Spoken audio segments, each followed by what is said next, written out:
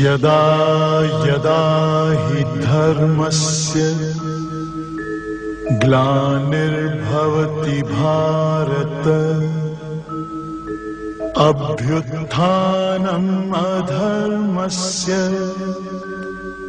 तदात्मानं सृजाम्यहम् परित्राणाय साधूनां विनाशाय च दुष्कृतां धर्म संस्थापनार्थाय संभवामि युगे युगे।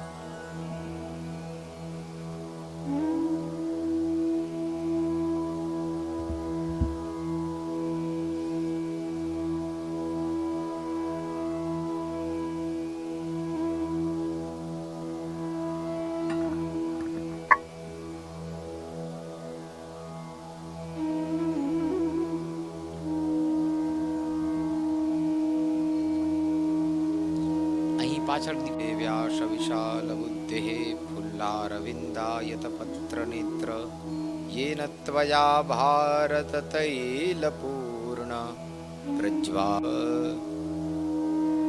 ब्रह्मणा जंगमं तीर्थं त्रिषु लोकेषु विश्रुता येषां वाक्योदकेनैव शुध्यन्ति मलिनो जनाः। श्री गणेशाय नमः। श्री परमात्मने नमः। श्री सरस्वत्यै नमः। श्री ब्रह्मास्त्र विद्या विजयते वर्णानामर्थसंगानां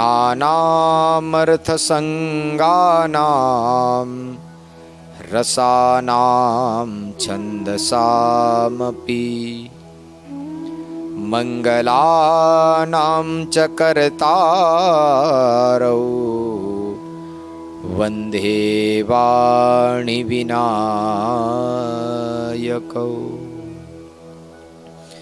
वन्दे बोधमयं नित्यं गुरुं शङ्कररूपिणं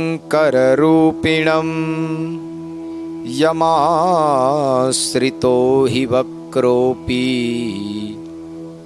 चन्द्रः सर्वत्र वन्द्यते નારાયણાય નલિલાય તલોચનાય નામાવશેષિત મહાબલિવૈભવાય નાનાચરાચર વિધાયક જન્મદેશ નાભિપુટાય પુરુષાય નમઃ પરસ્મૈ અખંડમંડલાકારં વ્યાપ્तं येन ચરાચરં તત્પદં દર્શિतं येन તસ્મૈ શ્રી ગુરવે નમઃ. તસ્મૈ શ્રી ગુરવે નમઃ. સદગુરુ પરમાત્મને નમઃ. અખિલ બ્રહ્માંડ નાયક પરાત્પર બ્રહ્મ ભગવાન શ્રી પુરુષોત્તમ પરમાત્માની અખંડ ચેતનાને અનવરત વંદન કરી આજની આ દિવ્ય ભાગવતી અમૃત ધારા જેના રસવાનનો પ્રારંભ કરીએ. આપણે સૌ જાણીએ છીએ કે ભગવાનના અત્યંત પાવનકારી આ પુરુષોત્તમ માસની અંદર સમગ્ર સંસારના સનાતન સમાજના સૌ ભાવિક ભક્તો પોતાની ભક્તિથી પોતાની શ્રદ્ધાથી યેન કેન પ્રકારેણ કોઈને કોઈ રીતે પરમાત્માની ભક્તિ આરાધનાને ઉપાસના કરતા હોય છે. શાસ્ત્રકારોએ આ દિવ્ય માસને પરમાત્માની અનન્ય ભક્તિનો માર્ગ કહ્યો છે. કોઈને કોઈ રીતે જ્યારે સમગ્ર સંસાર છે ભક્તિના સાગરની અંદર અવિરત રીતે અખંડ રીતે અવગાહન કરી રહ્યો છે, એ સમયે આ ભક્તિરસની એક દિવ્ય અને અદ્વિતીય અંજલિ છે એ આપ સૌ સુગ્ન શ્રોતાજનો સામે આ અધિક માસની અમૃત ધારાના સ્વરૂપમાં આજ વહી રહી છે. પરમાત્માને ભક્તિરસની એક દિવ્યાંજલિ આપવાનું આ આયોજનના માનસિક વિચારથી લઈ અને સમગ્ર દેશના લોકો સમક્ષ ઘરે ઘરે આ અમૃત ધારા છે એ વહાવવાનું ભગીરથ કાર્ય જેમના દ્વારા કરવામાં આવ્યું છે એ સમસ્ત આયોજક શ્રીઓ, જેની અંદર શ્રી ચંદ્રબાળાબેન ચમનલાલભાઈ વ્યાસ, બ્રહ્મ સમાજની અંદર એક અનોખું નામ છે, સેવા અને સામાજિક સમરસતાના અનેક કાર્યો છે એ જેમના દ્વારા નિરંતર થતા રહ્યા છે એવા અમારા આદરણીય અને આત્મીય શ્રી કેતનભાઈ ગોર, સાથે સાથે આ ભગીરથ જ્ઞાન યજ્ઞને જેમના દ્વારા સહયોગ સાંપડ્યો છે, આ કાર્યક્રમને સફળ બનાવવા માટે, સાર્થક બનાવવા માટે જેઓએ અવિરત સેવા આપી છે એવા આદરણીય શ્રી અવિનાશભાઈ જોશી, દીપેશભાઈ ત્રિપાઠી, કમલેશભાઈ રાવલ, જયદીપભાઈ વ્યાસ, હિતેશભાઈ પંડ્યા, દીપકભાઈ ઘોર અને જે મીડિયાના માધ્યમથી આપ સૌ આપના ઘરે બેઠા આ ભક્તિરસને માણી રહ્યા છો એવી મીડિયા, કચ્છનું એક અનોખું નામ કચ્છ ઉદય, જેના દ્વારા આપ સૌના ઘરે આ ભક્તિરસનો ઉદય થઈ રહ્યો છે એવું આપણું મીડિયાનું માધ્યમ કચ્છ ઉદય. સમસ્ત આયોજકોને પરમાત્માની અસીમ પ્રેરણા થઈ અને આજ આ આયોજન સમગ્ર કચ્છ પ્રાંતમાં એક અનોખા આયોજન સ્વરૂપે આ ભક્તિરસની દિવ્ય ધારાના માધ્યમથી આપણે સૌ માણી રહ્યા છીએ. પ્રતિદિન કચ્છના સુગ્ન અને વિદ્વાન વક્તાઓ દ્વારા આ પરમાત્માની અદ્ભુત ગાથાનું વર્ણન છે એ લોકમાનસ સુધી પહોંચાડવામાં આવે છે. ચોક્કસ એમ કહી શકીએ કે આ આયોજન પાછળ આ સમગ્ર જે યોજના છે આપની સમક્ષ મૂકવામાં આવી છે અમૃત ધારાના સ્વરૂપમાં, એની અંદર ક્યાંક ને ક્યાંક પરમાત્માની નિરંતર પ્રેરણા, પરમાત્માનો અસીમ અનુગ્રહ છે એ આપણે કોઈને કોઈ રીતે બળ પ્રદાન કરી રહ્યો છે, જેના માધ્યમથી આપણે સૌ છે એ આ ભક્તિરસની એક અનન્ય અંજલિ છે એ ભગવાન પુરુષોત્તમ પરમાત્માના સાનિધ્યની અંદર આપી રહ્યા છીએ. ભક્તિરસનો આ દિવ્ય માસ, સનાતન સંસ્કૃતિની અંદર સૌરમાસ અને ચાંદ્રમાસ આવા માસોનું વર્ણન છે એ સનાતન પંચાંગમાં જોવા મળે છે. ક્યારે પ્રશ્ન થયો છે કે પરમાત્માએ આ અધિક માસને પોતાનું નિજ નામ આપ્યું છે અને ભક્તોને પરમાત્માએ પોતાની ભક્તિ તરફ, પોતાના આશ્રય તરફ વળવાની એક પ્રેરણા આપી છે. સૌરમાસ અને ચાંદ્રમાસ આ બંને માસોની જે કાલ ગણના છે એ કાલ ગણનાની અંદર 11 દિવસનો એક વિશિષ્ટ ભેદ મળી આવે છે. ભગવાન સૂર્યદેવ એક માસ સુધી એક રાશિની અંદર રહી અને 12 માસ પર્યંત 365 દિવસનો એક સૌર વર્ષ છે એ સંપન્ન કરે છે. જ્યારે ભગવાન ચંદ્રદેવ છે એ 354 દિવસની અંદર એક ચંદ્ર વર્ષ છે એ સંપન્ન કરે છે.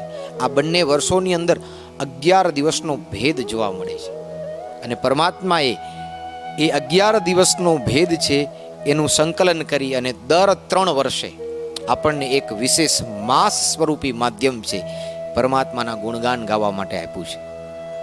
સ્મૃતિ ગ્રંથોમાં એવું પણ પ્રમાણ મળી આવે છે કે સ્વયં પ્રભુએ હિરણ્યકશિપુ નામના દૈત્યનો સંહાર કરવા માટે આ માસ છે એ કાલ ગણનાની અંદર મૂક્યો છે. કારણ કે એ દૈત્યએ વરદાન પ્રાપ્ત કર્યું હતું કે કોઈ માસની અંદર 12 માસમાંથી કોઈ માસમાં મૃત્યુ પામશે નહીં.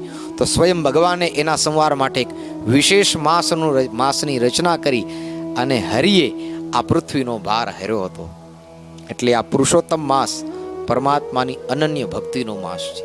આ માસની અંદર ભગવાનની વિશેષ આરાધના, ઉપાસના કરવાનું અનંત ગણું ફળ છે એ શાસ્ત્રમાં બતાવાયું છે. આ માસને શાસ્ત્રકારોએ મલમાસ તરીકે પણ ઓળખાવ્યો છે કે વૃષભ પૃચ્છ માસ તરીકે પણ ઓળખાવ્યો છે. પરંતુ સ્વયં ભગવાન શ્રી હરિએ પોતાનું નામ આ માસને આપી અને એ માસનો મહિમા વધારી અને પરમાત્માએ જગતના, સંસારના સમસ્ત પ્રાણી માત્ર માટે એક ભક્તિનો વિશિષ્ટ દ્વાર છે જાણે ખુલ્લો મૂક્યો હોય એવી રીતે આ માસની અંદર સમગ્ર સનાતન પરંપરામાં ભક્તિરસનું એક વિશેષ અવગાહન છે એ લોકો દ્વારા કરવામાં આવે છે. આપણે સૌ પ્રતિદિન ભગવાનની આ અદ્ભુત ગાથાના એક એક અધ્યાયનું વર્ણન છે, એક એક અધ્યાયની લીલા છે, એક એક અધ્યાયનું ચરિત્ર છે એ સાંભળતા આવ્યા છીએ. પરમાત્માની આજની આ કથાની અંદર 15મા અધ્યાયની વિશેષ કથા છે એ આપ સૌ શ્રોતાજનોના સમક્ષ મૂકવામાં આવી રહી છે. 15મા અધ્યાયની કથાની અંદર મહર્ષિ વાલ્મીકીજી છે એ દ્રષ્ટધન્વા નામના રાજાને તેના પૂર્વ જન્મની કથા કહી રહ્યા છે. મહર્ષિ વાલ્મીકી અને દ્રષ્ટધન્વા નામના રાજાનો સંવાદ છે એ 14મા અધ્યાયથી પ્રારંભ થાય છે. દ્રષ્ટધન્વા નામના મહાન પરાક્રમી, યશસ્વી, તેજસ્વી રાજા હતા, જેનો સંવાદ જ્યારે મહર્ષિ વાલ્મીકી સાથે થઈ રહ્યો છે ત્યારે વાલ્મીકી એ દ્રષ્ટધન્વા નામના રાજા પૂર્વ જન્મની અંદર એક વિશેષ ક્રિયા કરી, એક વિશેષ ભક્તિરસનું અવગાહન કરી અને તેણે પરમાત્માની વિશેષ કૃપાને પ્રાપ્ત કરી હતી તેની કથા છે એ મહર્ષિ વાલ્મીકી સંભળાવે છે. વાલ્મીકી કહે છે કે દ્રવિડ દેશની અંદર તામ્રપર્ણી નદીના કિનારે આપનો પૂર્વ જન્મ થયો હતો અને એ સમયે આપે એક બ્રાહ્મણ કુળની અંદર અવતાર ધારણ કર્યો હતો. સુદેવ નામના બ્રાહ્મણ તરીકે આપ દ્રવિડ પ્રદેશની તામ્રવર્ણી નદીના કિનારે એક ગામની અંદર આપે જન્મ લીધો હતો. બાલ્યકાળથી જ તમે પરમાત્માની અનન્ય ભક્તિની અંદર લીન હતા. ભગવદ આરાધનથી પરમાત્માની અસીમ કૃપા એ સુદેવ નામના બ્રાહ્મણને બાલ્યાવસ્થાથી જ પ્રાપ્ત થઈ હતી. વેદોનું, ઉપનિષદોનું જ્ઞાન પણ સુદેવ નામના બ્રાહ્મણે પ્રાપ્ત કર્યું. આગળ જતા યુવાન બન્યા છે અને યુવા અવસ્થાની અંદર મહાન તેજસ્વી અને તપસ્વી ગૌતમ ઋષિના પુત્રી ગૌતમી સાથે એ સુદેવ નામના બ્રાહ્મણનો લગ્ન સંસ્કાર થયો છે. આવી રીતે એ સુદેવ બ્રાહ્મણ અને તેમના મહારાણી તેના બ્રાહ્મણ પત્ની ગૌતમીજીનો લગ્ન સંસ્કાર છે, લગ્ન જીવન છે, દાંપત્ય સુખનો પ્રારંભ થયો છે. સુદેવ નામના બ્રાહ્મણના પત્ની ગૌતમી દેવી હતા. તે પણ નિરંતર તેના પતિની સાથે ધર્મપરાયણ રહી અને પરમાત્માની સેવા આરાધનામાં લીન રહેતા હતા. મહર્ષિ ગૌતમ જેવા અત્યંત તપસ્વી જ્ઞાની તપોનિષ્ઠ ઋષિના પુત્રી દેવી ગૌતમી અને સુદેવ બ્રાહ્મણનો જે ગૃહસ્થ આશ્રમ હતો અત્યંત સુખ અને સમૃદ્ધિમય રીતે પસાર થઈ રહ્યો હતો. પરંતુ દુર્ભાગ્યવશાત એ સુદેવ નામના જે બ્રાહ્મણ હતા એ બ્રાહ્મણના જીવનની અંદર સર્વ સુખ હતું એ પ્રાપ્ત થયું હતું, પરંતુ એકમાત્ર સુખની કમી એ સુદેવ નામના બ્રાહ્મણને જણાઈ રહી હતી. તે સુખની કમી હતી, તે સુખ હતું સંતતિનું સુખ. તેના ગૃહસ્થાશ્રમના પુષ્પ સ્વરૂપી વાટિકામાં સંતાનરૂપી પુષ્પ છે એને ત્યાં અવતર્યું ન હતું. અને આ ખોટને લઈ એ સુદેવ નામના બ્રાહ્મણ નિરંતર કોઈને કોઈ પ્રકારની ચિંતા અને વ્યાધિની અંદર રત રહેતા હતા. પોતાના સ્વામીને ચિંતામગ્ન જોઈ અને ગૌતમ ઋષિની જ્ઞાની પુત્રી ગૌતમી છે આજ પોતાના સ્વામીને, પોતાના પતિને ઉપદેશ આપે છે કે હે સ્વામી, આપ તો અત્યંત જ્ઞાની છો, વેદો ઉપનિષદોના જ્ઞાતા છો, આપની પાસે કોઈ જ પ્રકારના જ્ઞાનની કે સુખની કમી નથી, તો માત્ર ને માત્ર સંતતિ સુખને લઈને આટલો બધો વિલાપ આપ સાને કરો છો? અને આપ સદા સર્વથા આપ જ્ઞાની છો કે જે સુખ પરમાત્માએ ભાગ્યમાં લખ્યું હશે એ સુખ આપણને અવશ્ય પ્રાપ્ત થશે, અને જો એ સુખ પ્રાપ્ત નથી થયું તો તેમાં પણ પરમાત્માનો કોઈ વિશેષ અનુગ્રહ કે પરમાત્માની વિશેષ કૃપા હશે જ. પત્ની દ્વારા સુદેવ નામના બ્રાહ્મણને આવું સમજાવવામાં આવે છે, પરંતુ એમ કહેવાય છે કે સંતતિનું દુઃખ છે, સંતતિનું જે સુખ છે જેને પ્રાપ્ત નથી થયું તેના મનની વ્યથા તો તે વ્યક્તિ જ સમજી શકે છે. સુદેવ નામના બ્રાહ્મણની નિરંતર ચિંતાની અંદર વૃદ્ધિ થઈ છે.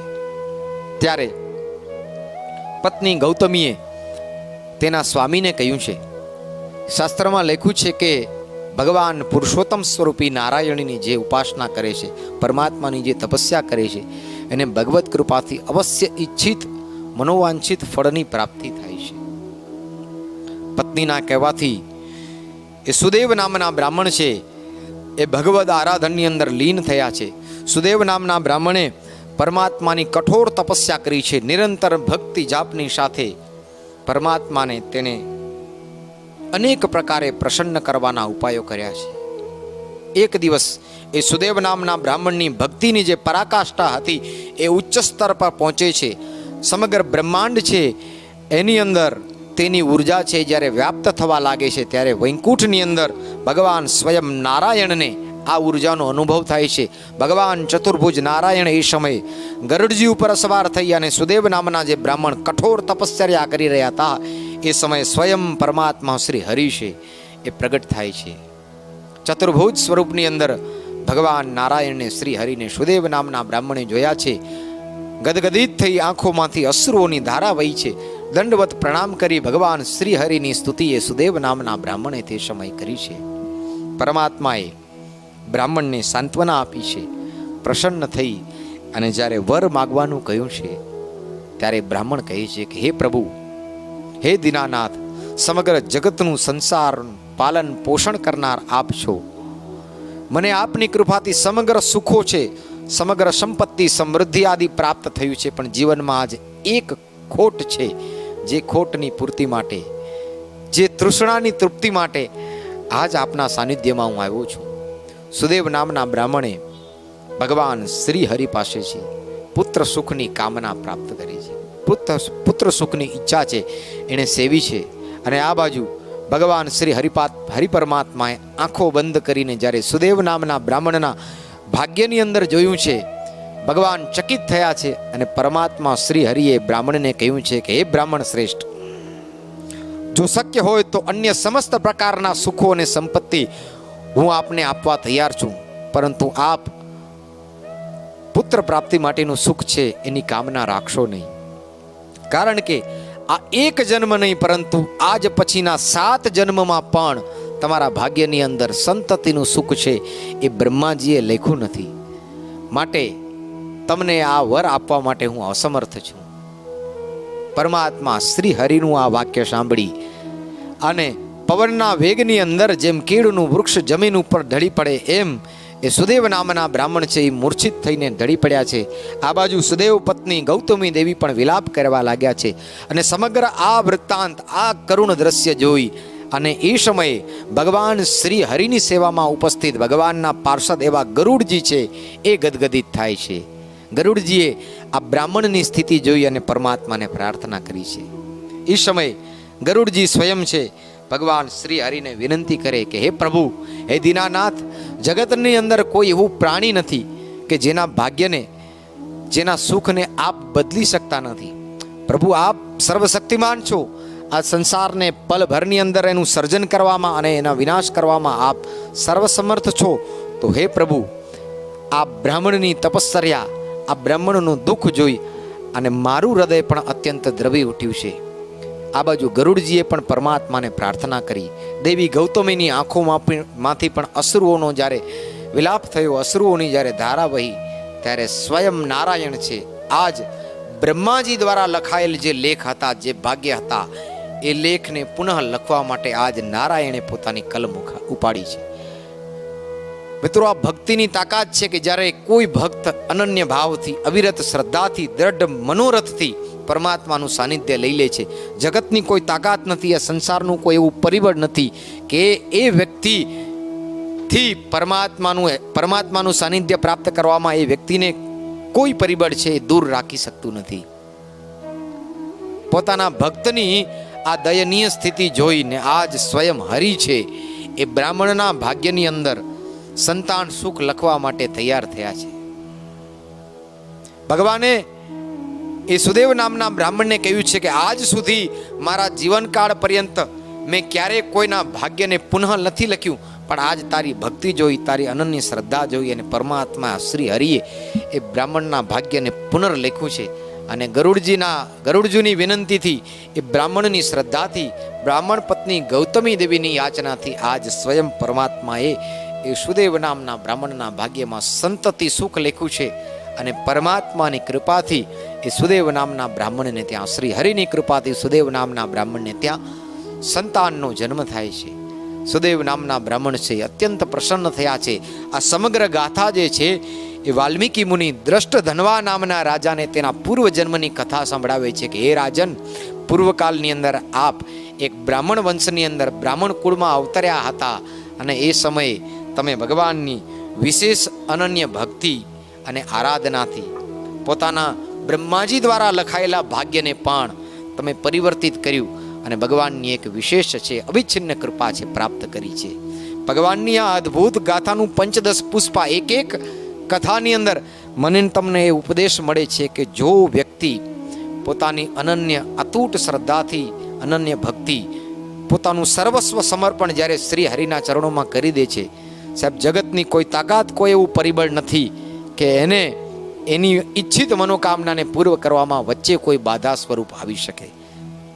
આમ પરમાત્માની આ દિવ્ય ગાથાના 15 અધ્યાયની અંદર, 15મા અધ્યાયની અંદર સુદેવ નામના બ્રાહ્મણને ભગવાન શ્રી હરિની કૃપાથી સંતાન સુખ પ્રાપ્ત થયું. આવી કથા મહર્ષિ વાલ્મીકી દ્વારા દ્રષ્ટધન્વા નામના રાજાને સંભળાવવામાં આવે છે. નિરંતર વહેતી આ અવિરત ગાથા, જેનો 15મો અધ્યાય, આગળના અધ્યાયની અંદર આગળના વક્તા દ્વારા એ બ્રાહ્મણને ત્યાં પુત્ર જન્મ થયો અને તે પછી શું શું કથા આવી તેનું વિસ્તારપૂર્વકનું વર્ણન છે એ કરવામાં આવશે. આપણે પ્રતિદિન ભગવાનની આ દિવ્ય લીલાના શ્રવણની સાથે નિત્ય નિરંતર એક વિશેષ શાસ્ત્રીય વિષય ઉપર પણ અવગાહન કરતા આવ્યા છીએ. તો આજે પણ એક નવા વિષયની અંદર પ્રવેશ કરી અને ભક્તિરસનું અવગાહન કરીએ. સનાતન સંસ્કૃતિને સમગ્ર વિશ્વની અત્યંત પ્રાચીન અને સુદૃઢ સંસ્કૃતિ તરીકે સમગ્ર વિશ્વએ સ્વીકારી છે. આપણા આર્ષદ્રષ્ટા ઋષિઓએ સનાતન સંસ્કૃતિની અંદર આપણને 4 આશ્રમો આપ્યા છે. એ 4 આશ્રમોની સાથે પ્રાણી માત્રના કર્તવ્ય કર્મની એક આચાર સંહિતા છે. એ આજથી હજારો વર્ષો પહેલા મને ને તમને ઋષિઓએ આપી છે. આજ એ આચાર સંહિતાના વિશે અથવા તો સદાચાર વિમર્શની વિશે કેટલાક વિશેષ મુદ્દાઓ છે એ આપ સમક્ષ મૂકવાનો પ્રયત્ન કરીશ. આપણી નિરંતર રોજબરોજની જે દૈનિક ક્રિયાઓ છે, એ ક્રિયાઓ એ કર્તવ્ય કર્મની અંદર મનુષ્ય માત્રથી જાણતા કે અજાણતા અનેક પ્રકારની ક્ષતિઓ થતી હોય છે. અને કદાચ હું એમ માનું છું કે એ ક્ષતિઓના કારણે જ આજ સમગ્ર સંસાર પ્રાણી માત્ર છે એ અનેક પ્રકારના દુઃખોને, અનેક પ્રકારના ક્લેશોને, અનેક પ્રકારની જે વિટંબણાઓ છે એને ભોગવી રહ્યો છે. એનું એકમાત્ર કારણ છે કે આજનો મનુષ્ય સાંપ્રત સમયની જે પેઢી છે એ ક્યાંક ને ક્યાંક પોતાનું જે કર્તવ્ય કર્મ છે તેનાથી વિમુખ થઈ છે. તેના કારણે જ આજ આવા અનેક પરિબળો છે જેનો સામનો સમગ્ર સંસાર, હું ને તમે, આ સમગ્ર સૃષ્ટિ છે એ ભોગવી રહી છે. અને સ્વયં ભગવાન શ્રી કૃષ્ણએ ગીતામાં મને ને તમને કહ્યું છે કે યહ શાસ્ત્ર વિધિ મુત્સૃજ્ય વર્તતે કામકારતઃ ન સિદ્ધિમવાપ્નોતિ ન સુખમ ન પરામ ગતિમ. ભગવાન કૃષ્ણએ શ્રીમદ ભગવદ્ ગીતાના 16મા અધ્યાયના 23મા શ્લોકમાં કહ્યું છે કે સંસારનું જે પ્રાણી પોતાના કર્તવ્ય કર્મને શાસ્ત્રીય વિધિ કે શાસ્ત્રીય સિદ્ધાંત કે શાસ્ત્રીય નિયમો મુજબ નથી આચરતો, તે વ્યક્તિ આ સંસારની અંદર ક્યારે પણ સર્વ પ્રકારના સુખોને પ્રાપ્ત કરતો નથી અને પરમાત્માના દિવ્ય સાનિધ્યની પણ તેને પ્રાપ્તિ થતી નથી. અર્થાત કોઈ એક ચોક્કસ એવી આચાર સંહિતા છે જે આજથી વર્ષો પહેલા આપણા આર્ષદ્રષ્ટા, આપણા ઋષિઓએ મારા તમારા સમક્ષ હજારો વર્ષો પહેલા સ્મૃતિ ગ્રંથોના માધ્યમથી, ઉપનિષદો અને પુરાણોના માધ્યમથી મૂકી દીધી છે. પણ ક્યાંક ને ક્યાંક હું ને તમે એ વિચારધારાથી, એ આચાર સંહિતાથી અપરિચિત રહ્યા છીએ, અથવા તો પાશ્ચાત્ય સંસ્કૃતિની જે વિચારધારા છે એનું અવગાહન કરતા એની પાછળ આંધળી દોટ મૂકી અને આપણે પોતાના કર્તવ્ય કર્મોથી દૂર થયા છીએ. આજ એ બાબતોનો વિમર્શ કરીશું કે જે હું ને તમે ક્યાંક ને ક્યાંક ચૂક્યા છીએ. સવારના પ્રાતઃકાલીન ઉત્થાનથી લઈ અને રાત્રિકાલીન શયન સુધીની એક વિશેષ આચાર સંહિતા, એક રૂપરેખા છે એ મને તમને ઋષિઓએ આપી છે. સાહેબ, સવારે ઉઠવું તો કેટલા વાગે ઉઠવું અને રાત્રે સૂવું તો કેટલા વાગે સૂવું, આ વચ્ચેની જે સમગ્ર પ્રક્રિયા છે નિત્ય કર્મની, એનો શાસ્ત્રીય સિદ્ધાંત છે, શાસ્ત્રીય મત છે, શાસ્ત્રીય પ્રમાણો છે, ઋષિઓએ આપણને આપ્યા છે. પ્રાતઃકાલીન ઉત્થાન ક્યારે થવું જોઈએ? તો કે સવારના સૂર્યોદયથી પૂર્વે મનુષ્ય માત્રએ ઉઠી જવું જોઈએ. આ પહેલો સિદ્ધાંત છે. ઉઠી સ્નાનાદિ નિત્યક્રમોથી પરવારી અને દ્વિજ માત્રએ સંધ્યા વંદન કરવું જોઈએ. આવું શાસ્ત્રીય પ્રમાણ મળે છે. અર્ઘ્ય પ્રદાન કરવું, ભગવાન સૂર્યની વિશેષ ઉપાસના દ્વારા આપણને એક વિશેષ આરોગ્ય અને વિશેષ સ્વાસ્થ્યની પ્રાપ્તિ થતી હોય છે. નિત્યકર્મની અંદર આપણે દંત ધાવન વિધિ કરીએ છીએ, દાંત સાફ કરવાની વિધિ. સાહેબ, આના માટે પણ ઋષિઓએ આપણને શ્લોક બતાવ્યો છે. કઈ દિશા તરફ મુખ કરી અને દંત ધાવનની ક્રિયા કરવી, આનું પણ શાસ્ત્રમાં પ્રમાણ મળ્યું છે. આટલી સૂક્ષ્મ બાબતો છે જેનું વર્ણન ઋષિઓએ આજથી હજારો વર્ષો પહેલા મારા ને તમારા માટે કર્યું છે. દંત ધાવનની ક્રિયા કરવી તો કઈ દિશા તરફ મુખ રાખીને કરવી? તો સવારનું દંત ધાવન પૂર્વ દિશા અથવા તો ઉત્તર દિશા તરફ મુખ રાખવી અને દંત ધાવનની ક્રિયા કરવી જોઈએ. તે સમયે કયા શ્લોકોનું પઠન કરવું? ત્યારે કહ્યું છે કે અહીં વનસ્પતિને પ્રાર્થના કરવામાં આવી છે. આયુર્બલમ યશો વર્ચ પ્રજા પશુ વસુની ચ બ્રહ્મા પ્રજ્ઞામ ચ મેધાં ચ ત્વન્નો દેહી વનસ્પતિ. અહીં વનસ્પતિને પ્રાર્થના કરવામાં આવી છે કે આ દંત ધાવનની પ્રક્રિયા દ્વારા મારું આયુષ્ય વધે, મારું બળ વધે, મારું તેજ વધે, મારું યશ વધે, મારા પશુ પુત્ર સહિત મારી મેધા શક્તિની વૃદ્ધિ થાય. આવી વનસ્પતિને અહીં પ્રાર્થના કરવામાં આવી છે. આ પ્રમાણ મળે છે આપણને કાત્યાયન સ્મૃતિ અને વિશ્વામિત્ર સ્મૃતિની અંદર આ શ્લોકો વર્ણવાયા છે. સાહેબ, વિષયના પ્રારંભ પહેલા એક વાત ચોક્કસ મૂકીશ કે આજ અહીંથી જે બાબતો ઉપર વિમર્શ પ્રતિપાદિત થશે એ તમામ વિમર્શ શાસ્ત્રીય ગ્રંથોના નિચોડની સાથે અને પ્રમાણની સાથે જ આપની સમક્ષ મૂકવામાં આવશે. કોઈ તથાકથિત દંતકથાઓ કે કર્ણાકર્ણ સાંભળેલી વાતો છે એ આજ મૂકવામાં આવશે નહીં. માટે સુગ્ન શ્રોતાજનોને એક નમ્ર નિવેદન છે કે જો આપની અનુકૂળતા હોય તો આજના આ વ્યાખ્યાન સમયે આપ આપની સાથે પેન અથવા નોટ લઈને પણ સાથે બેસી શકો છો, જેથી આપને જાણવા લાયક વાત જે યોગ્ય લાગે એ આપ નોંધી શકો છો. કારણ કે આજ જે મુદ્દાઓ ઉપર ચર્ચા થશે, ચોક્કસ દાવા સાથે કહી શકીશ કે આ તમામ બાબતો છે એ તમારા નિત્યકાલીન જીવનની અંદર અત્યંત ઉપયોગી થશે. જો સનાતન ધર્મ, જો વૈદિક સંસ્કૃતિ અનુસાર આદર્શ જીવન જીવવા માંગો છો તો એની આચાર સંહિતાને જાણવી એ મારા તમારા માટે અત્યંત આવશ્યક છે અને પહેલી આપણી ફરજ છે. દંત ધાવન પછીની ક્રિયા આવે છે શૌચ વિધિ. આના માટે પણ શાસ્ત્રીય પ્રમાણ મળી રહ્યું છે. આપણે શૌચ ક્રિયા જો દિવસની અંદર કરી રહ્યા છીએ તો મુખ ઉત્તરાભિમુખ હોવું જોઈએ અને રાત્રિકાલીન જો શૌચ કરતા હોય તો દક્ષિણ દિશા તરફ મનુષ્ય માત્રનું મુખ હોવું જોઈએ. આવું બોધાયન સ્મૃતિની અંદર વર્ણવાયું છે. આ ઉપરાંત શૌચ ક્રિયા દરમિયાન વ્યક્તિનું મસ્તક છે એ વસ્ત્રથી ઢાંકેલું હોવું જોઈએ, આવું શાસ્ત્ર કહ્યું છે. મૌન રહીને શૌચ ક્રિયા કરવી જોઈએ. ક્યાં ક્યાં શૌચ ન કરવું તો કહ્યું છે કે કોઈ વૃક્ષની છાયામાં, નદી કે જળાશયના તટ પર, ગૌશાળા કે દેવાલય કે સ્મશાન જેવી જગ્યાએ ક્યારે પણ શૌચ ક્રિયા કરવી નહીં, જેનો સદા સર્વથા શાસ્ત્રમાં નિષેધ બતાવાયો છે. શૌચ પછીનું પ્રગટ્યું આવે છે સ્નાન. કયું સ્નાન ઉત્તમ છે? સ્નાન કરવાની પદ્ધતિ પણ ઋષિઓએ આપણને આપી છે. નહીં સ્નાનમ વિના પુંસામ પ્રાશસ્ત્યમ કર્મ સુસ્મૃતમ. વ્યાસ સંહિતાના પ્રથમ અધ્યાયનો 7મો શ્લોક છે સાહેબ, કે સ્નાન કર્યા વગર વ્યક્તિ દ્વારા જે કાંઈ પણ પુણ્ય કર્મ કરવામાં આવે છે એ સમસ્ત પુણ્ય કર્મનો નાશ થાય છે. માટે કોઈ પણ સત્કર્મ કરવું સ્નાન ક્રિયા કર્યા બાદ જ કરવું. કયું સ્નાન ઉત્તમ બતાવ્યું તો કુવાના જળથી સ્નાન કરવું એને શ્રેષ્ઠ બતાવ્યું છે. તેનાથી ઉત્તમ ઝરણાના જળથી સ્નાન કરવું. તેનાથી ઉચ્ચ કક્ષાનું સ્નાન બતાવ્યું સરોવરના જળથી સ્નાન કરવું. સરોવરથી ઉત્તમ કોટીનું સ્નાન નદીના જળથી સ્નાન કરવું. નદીના જળથી ઉત્તમ સ્નાન બતાવ્યું તીર્થનું સ્નાન, અને તીર્થના સ્નાનથી પણ અતિ ઉત્તમોત્તમ સ્નાન બતાવ્યું છે ગંગા સ્નાન. માં ગંગા ભાગીરથીના સ્નાનથી અનંત પુણ્યની પ્રાપ્તિ થાય છે. આવો સંદર્ભ આપણને અગ્નિપુરાણ નામના ગ્રંથમાં મળી રહ્યો છે. સ્નાન કેટલી ક્રિયાઓ કર્યા પછી અનિવાર્યપણે કરવું જોઈએ, ત્યારે શાસ્ત્રકારોએ આપણને કહ્યું છે. વામન પુરાણ અને મહાભારતનો સંદર્ભ છે.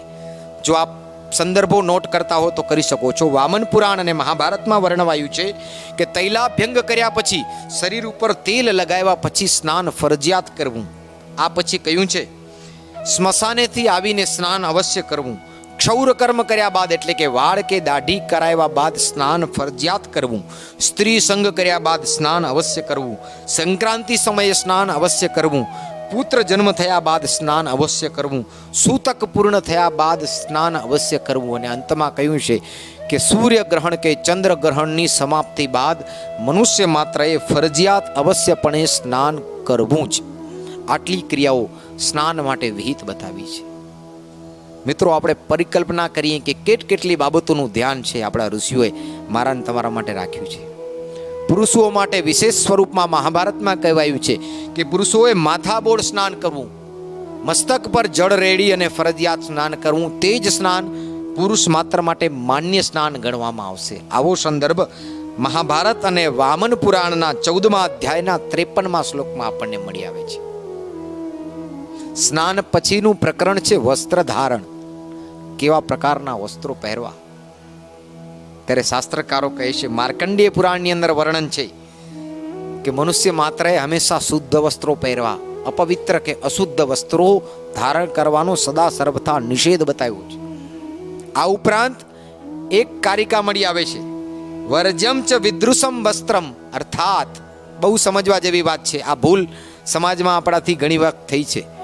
મહાભારત માર્કંડેય પુરાણનો આ સંદર્ભ છે. વર્જ્યમ ચ વિદૃશમ વસ્ત્રમ, અર્થાત ધોબી દ્વારા ધોવાયેલું વસ્ત્ર છે, જેને પહેરવાનો નિષેધ શાસ્ત્રમાં બતાવ્યો છે. ઘણી બધી ક્રિયાઓ એવી છે કે જેનો લોપ આપણા નિત્ય જીવનની અંદર આપણે કરી રહ્યા છીએ. આ ઉપરાંત જૂના કે મેલા અપવિત્ર વસ્ત્રો પણ ક્યારે પહેરવાની, અને એ પછીનો સંદર્ભ મળે છે અન્ય માટે બનાવેલા વસ્ત્રો તમારે પહેરવા નહીં. અન્યના વસ્ત્ર પહેરવાની પણ એક અત્યારે ફેશન છે, એક પ્રથા છે, એ પ્રચલિત છે સમાજમાં. તો અન્ય માટે તૈયાર થયેલ વસ્ત્રો ક્યારેય ધારણ કરવા નહીં. મહાભારતની અંદર સ્પષ્ટ સંદેશથી સ્પષ્ટ નિષેધ બતાવવામાં આવ્યો છે. આ ઉપરાંત બીજી એક બાબતનું સૂચન પણ ચોક્કસ કરીશ. આંગિરસ સ્મૃતિ અને આપસ્તંભ સ્મૃતિની અંદર આ પ્રમાણ મળી આવે છે. સ્નાનમ દાનમ જપો હોમ સ્વાધ્યાય પિતૃતર્પણમ વૃથા તસ્ય મહાયજ્ઞા નીલી વસ્ત્રસ્ય ધારણાત. અર્થાત નીલા કલરની ગડીમાં બોળાયેલા વસ્ત્રો આજ સમાજની અંદર પ્રચલિત છે. સફેદ વસ્ત્રોને નીલી ગડી કરી અને આજ શુદ્ધ બનાવીને પહેરવામાં આવે છે. પરંતુ મહાભારત છે, આપસ્તંભ સ્મૃતિ છે, અંગિરસ સ્મૃતિ છે, આ બાબતનો સદા સર્વથા નિષેધ કરે છે કે ગડીમાં રંગાયેલા વસ્ત્રોને ક્યારે ધારણ કરવાની. આ વસ્ત્રને અપવિત્ર વસ્ત્ર સમાન શાસ્ત્રમાં કહેવામાં આવ્યું છે. અને આ વસ્ત્ર પહેરીને વ્યક્તિ દ્વારા જેટલા જેટલા પુણ્ય કર્મ કરવામાં આવે છે એ સમસ્ત પુણ્યનું હરણ રાક્ષસો દ્વારા થાય છે. માટે આ નોંધવા લાયક અને વિચારવા લાયક બાબત છે કે ગડીયુક્ત વસ્ત્રોનો ઉપયોગ ક્યારે મનુષ્ય માત્રે કરવો નહીં. આ ઉપરાંત કેટલાક કર્મો શાસ્ત્રકારોએ એવા પણ બતાવ્યા છે કે જે વસ્ત્રની અંદર ઉત્તરીય વસ્ત્ર છે એ અવશ્યપણે પહેરવું. પુરુષોએ ઉત્તરીય વસ્ત્ર એટલે કમરથી ઉપરના ભાગમાં જે વસ્ત્રને ધારણ કરવામાં આવે જેને ઉત્તરીય વસ્ત્ર કહેવામાં આવે છે. તો આ ઉત્તરીય વસ્ત્ર છે કેટલી બાબતોની અંદર ફરજિયાત કહ્યું છે કે ભોજન સમયે ઉત્તરીય વસ્ત્ર અવશ્ય હોવું જોઈએ, યજ્ઞ સમયે ઉત્તરીય વસ્ત્ર હોવું જોઈએ, દાન કરતી વખતે ઉત્તરીય વસ્ત્ર ધારણ કરવું જોઈએ, સ્વાધ્યાય અને તર્પણ કરતી વખતે અવશ્ય ઉત્તરીય વસ્ત્ર મનુષ્ય માત્રએ પહેરેલું હોવું જોઈએ. બૌદ્ધાયન ધર્મસૂત્ર છે આ મત આપણને આપે છે. એક એક સૂત્ર છે જેના અધ્યાય, જેની કારિકા અને જેના શ્લોક સહિતનું પ્રમાણ છે આપ સૌની સેવામાં આજ સદાચાર વિમર્શ પ્રકરણની અંદર મૂકવામાં આવી રહ્યું છે. તૈલાભ્યંગ, સ્નાન કર્યા પછી આપણે તેલ લગાવીએ છીએ, તૈલાભ્યંગ કરીએ છીએ. શાસ્ત્રમાં કયા દિવસે ને કઈ તિથિઓમાં તૈલાભ્યંગનો નિષેધ બતાવવામાં આવ્યો છે આ વાત પણ જાણવા લાયક છે. બ્રહ્મવૈવર્ત પુરાણનો 75મો અધ્યાય અને 60મો શ્લોક, માર્કંડેય પુરાણનો 34મો અધ્યાય અને 44મો શ્લોક, આ એક પુરાણોમાંથી આ સૂક્ષ્મ બાબતોનું અવગાહન છે આજ આપ સૌની સેવામાં મૂકવામાં આવી રહ્યું છે. તૈલાભ્યંગ ક્યારે ન કરવું ત્યારે એના માટે વર્જ્ય તિથિઓ બતાવી છે. પ્રતિપદા, એકમ, છઠ, આઠમ, એકાદશી, ચૌદસ, પૂનમ અને અમાવાસ્યા, આટલી તિથિઓએ ક્યારે તૈલાભ્યંગ ન કરવું. આ ઉપરાંત કયા વારે જો તૈલાભ્યંગ કરવામાં આવે તો શું ફળ મળે આનું પણ વર્ણન છે શાસ્ત્રમાં. જો રવિવારે તૈલાભ્યંગ કરવામાં આવે તો ક્લેશની પ્રાપ્તિ થાય છે. સોમવારે તૈલાભ્યંગ કરીએ તો કાંતિ વધે છે. મંગળવારે વ્યાધિ વધે છે. બુધવાર સૌભાગ્યવર્ધક બતાવ્યો છે તો ગુરુવારે નિર્ધનતા પ્રાપ્ત થાય છે. શુક્રવારે હાનિ પ્રાપ્ત થાય છે તો શનિવાર સર્વ સમૃદ્ધિદાયક બતાવ્યું છે. સાહેબ આ સંદર્ભ આપણને શિવ પુરાણમાં મળી આવે છે. પરંતુ એક કારિકા અહીં વિશેષ રૂપમાં એ મૂકવામાં આવી છે કે જે વ્યક્તિ નિત્ય તૈલાભ્યંગ કરે છે, એક દિવસ પણ આ ક્રિયાનો લોપ નથી કરતો, તેને આ દોષમાંથી મુક્તિ પણ શાસ્ત્રકારોએ આપી છે. વિચાર કરો, કેટલી સૂક્ષ્મ કારિકાઓ, કેટલી ઝીણી બાબતોનું ધ્યાન છે એ આપણા માટે ઋષિએ મૂક્યું છે. આ પછી ચર્ચા કરીએ અત્યંત મહત્વની ભોજન વિજ્ઞાન વિશે. આપણે સૌ જાણીએ છીએ કે જેવું અન્ન તેવું મન. જેવું જમીશું આવા જ મનનું, આવી જ ઇન્દ્રિયોનું, આવા જ વિચારો અને આવા જ વ્યક્તિત્વનું નિર્માણ છે ને થશે. જો વ્યક્તિ પોતાને એક આદર્શ વ્યક્તિત્વ બનાવવા માંગતો હોય તો એનું પ્રથમ પગથિયું છે શુદ્ધ અન્ન. સારું અન્ન જો ગ્રહણ કરવામાં આવશે તો ને તો જ આદર્શ મનનું નિર્માણ છે આ શરીરની અંદર થઈ શકશે. સૌ પહેલા પદ્મપુરાણ કહે છે કે ભોજન કરતા પહેલા 5 અંગોનું પ્રક્ષાલન કરવું ફરજિયાત છે. કયા 5 અંગ? તો કે બંને હાથ, બંને પગ અને મોઢું, આ 5 અંગોનું પ્રક્ષાલન કરીને જ ભોજન કરવું. આવું પદ્મપુરાણના 51મા અધ્યાયના 88મા શ્લોકમાં વર્ણન મળે છે. આ પછી કઈ દિશા તરફ મુખ રાખીને ભોજન કરવું, ત્યારે ઋષિઓએ બતાવ્યું છે, પ્રાચ્યામ નરો લભેદ આયુર યામ્યામ પ્રેતત્વ મસ્નુતે વારુણે ચ લભવેદ રોગી આયુર વિત્તમ તથોત્તરેત. એટલે કે પૂર્વ દિશા તરફ મુખ રાખી અને ભોજન કરવાથી વ્યક્તિનું આયુષ્ય વધે છે. આપ સૌ શ્રોતાજનો, આપ સૌની ભોજન વ્યવસ્થાને એક વખત વિચારી જોજો કે કઈ દિશા તરફ આપણે આપણા ઘરની અંદર, આપણા કિચનમાં, આપણા ડાઇનિંગ ટેબલ ઉપર કઈ દિશામાં મુખ રાખીને ભોજન કરીએ છીએ. પૂર્વ દિશા તરફ મુખ રાખીને ભોજન કરવાથી આયુષ્યની વૃદ્ધિ થાય છે. દક્ષિણ દિશા તરફ મુખ રાખીને ભોજન કરીએ છીએ તો એ ભોજનને પ્રેત ભોજન સમાન ગણવામાં આવ્યું છે. પ્રેતત્વની વૃદ્ધિ થાય છે. પશ્ચિમ દિશા તરફ મુખ રાખીને ભોજન કરવામાં આવે તો શરીરની અંદર અનેક પ્રકારના રોગોની વૃદ્ધિ થાય છે. અને ઉત્તર તરફ જો મુખ રાખી અને ભોજન કરવામાં આવે તો આયુષ્ય અને ધનની વૃદ્ધિ થાય છે. વ્યાખ્યાનના પ્રારંભમાં જ કહ્યું હતું કે જો આવશ્યક લાગે એ બાબતોની નોંધ કરજો.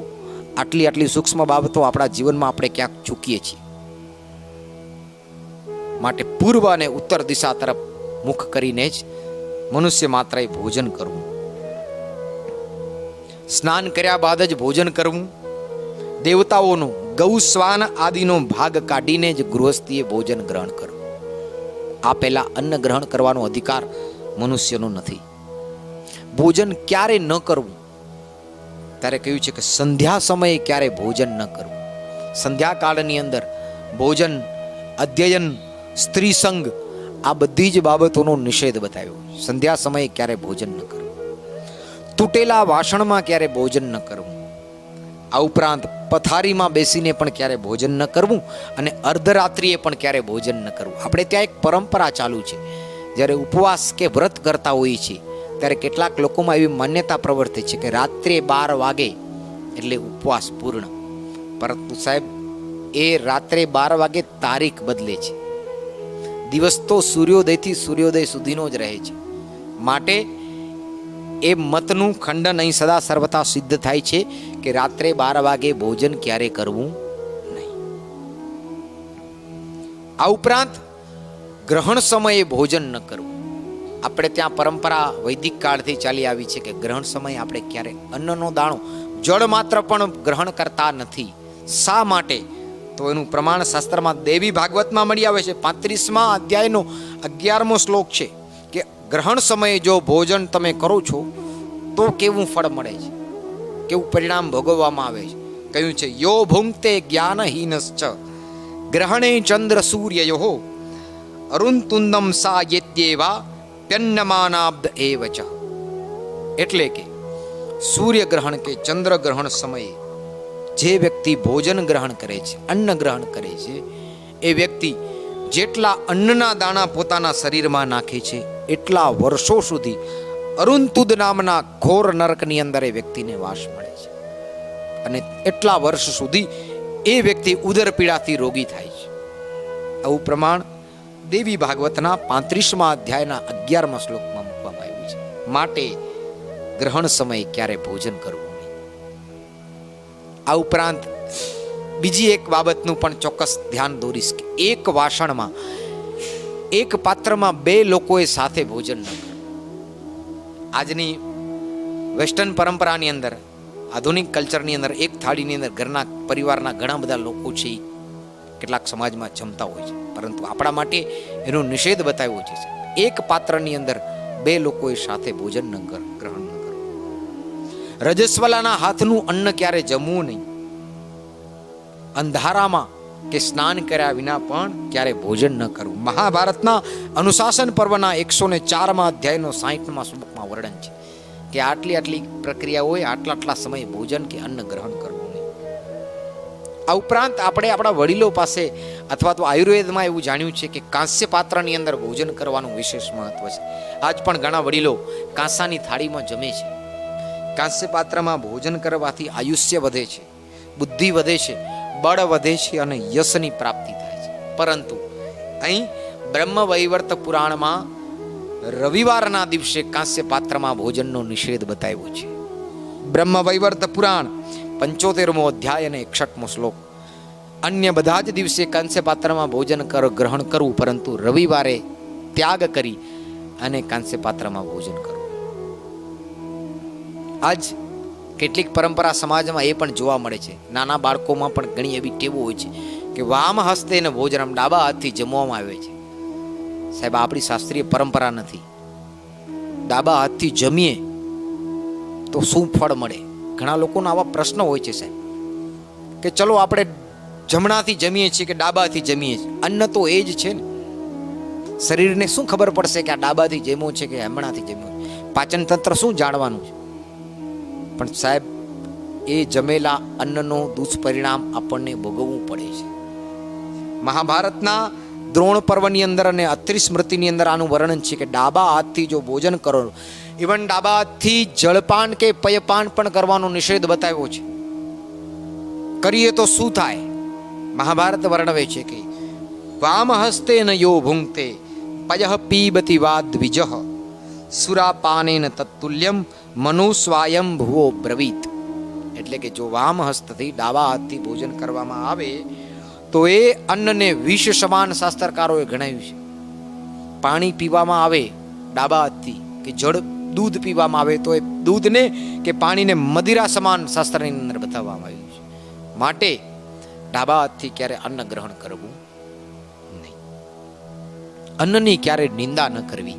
તૈત્રીય ઉપનિષદ કહે છે કે જે અન્ન મળે છે સાહેબ, આપણે ભાગ્યશાળી છીએ કે અન્નનું ભક્ષણ કરી શકીએ છીએ. પશુઓ પક્ષીઓને જોઈએ છીએ આપણે કે જેના માટે આ અન્ન નથી સાહેબ. માટે કહ્યું છે કે અન્નમ ન નિંદ્યાત. તૈત્રીય ઉપનિષદની 7મી કારિકા આપણને કહે છે કે અન્નની ક્યારે નિંદા ન કરવી. અશુદ્ધ અન્ન ક્યારે જમવું પણ નહીં. સદા સર્વથા સાત્વિક ભોજનને, સાત્વિક અન્નનું ગ્રહણ કરવું. જેમ કહ્યું છે, જંગલનો રાજા સિંહ હોય, ગમે એટલી ભૂખ લાગી હોય પણ એ ઘાસ તો ગ્રહણ કરતો જ નથી. માટે અન્ન પણ એવું જ ખાવું કે જે આપણા શરીર માટે યોગ્ય હોય. વિષ તો ગ્રહણ ન જ કરવું. માટે અન્ન માટેનું પણ એક વિશેષ વિજ્ઞાન છે, એ આપણા ઋષિઓએ આપણા માટે મૂક્યું છે. આ ઉપરાંત ઘણી બધી એવી બાબતો છે નિત્ય નૈમિતિક જીવનની અંદર કે જેનો લોપ ક્યાંક ને ક્યાંક થતો હોય છે. એક બાબત મારા ધ્યાનમાં આ સિવાય એ પણ આવી છે કે ઘણા લોકોને એક એવી આદત હોય છે કે દાંતો વડે નખ કાપતા હોય છે બેઠા બેઠા. ત્યારે વિષ્ણુ સ્મૃતિ જે છે એ આ બાબતનો નિષેધ બતાવે છે. ન દંતેર નખ લોમાની છિદ્યાત, અર્થાત દાંત વડે ક્યારે નખ, રોમ કે વાળનું છેદન કરવું નહીં. આ કરવાથી અનેક પ્રકારના દોષોની અને પાપોની શરીરની અંદર વૃદ્ધિ થતી જણાય છે. એ પછી કહ્યું છે કે કેવી કેવી બાબતોનો સ્પર્શ કરવો અને કેવી કેવી બાબતો સ્પર્શ માટે વર્જ્ય બતાવી છે. ત્યારે કહ્યું છે કે મનુષ્ય માત્ર એ પ્રાતઃકાળની અંદર ઉઠી અને સૌથી શુદ્ધ સ્પર્શ અને સાત્વિક સ્પર્શ છે ગાયનો બતાવ્યો છે.